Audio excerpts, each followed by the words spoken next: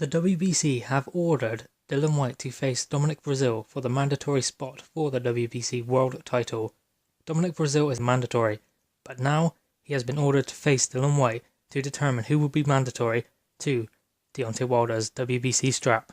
It is a fight that Dillian Whyte has been interested in after failing to force through a deal with Anthony Joshua for their much anticipated rematch, but Dillian Whyte was very unhappy with the deal and decided to not take the fight.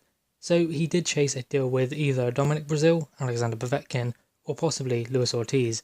But now he is going with Breazeale, obviously, if he does decide to take this fight, which I believe he will. He has wanted a crack at the WBC World Championship for a very long time now, and now comes his opportunity.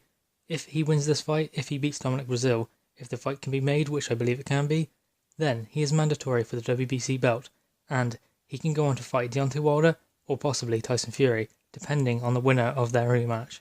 So it seems for Dillian Whyte climbing the rankings in all of the governing bodies, and especially the WBC, it has paid off. And taking all of those risky fights, Lucas Browne, Joseph Parker and Derek Chisora, I'd say the most risky was Derek Chisora, because if he lost that, then obviously that's not putting him in a great position, but he came through. It was a risky fight, he took it and he came out on top, which shows aptitude and diligence as a fighter.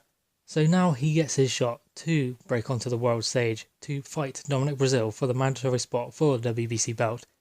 No, this is not for a world title, but it will be the closest that Dillian Whyte has ever come to a world championship and a world championship fight.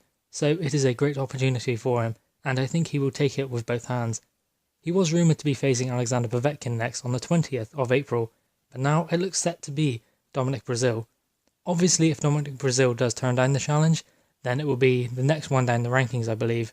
So I think that Dillian Whyte will get his long-awaited chance at the WBC belt, and then maybe he can go in with the rematch with Anthony Joshua as champion if he is able to win that WBC belt off of whoever holds that belt at that time, whether it be Deontay Wilder or Tyson Fury. But guys, what are your thoughts on the WBC calling this fight for the mandatory space? Please drop your thoughts in the comments below, please like the video and subscribe for more content. Thank you guys.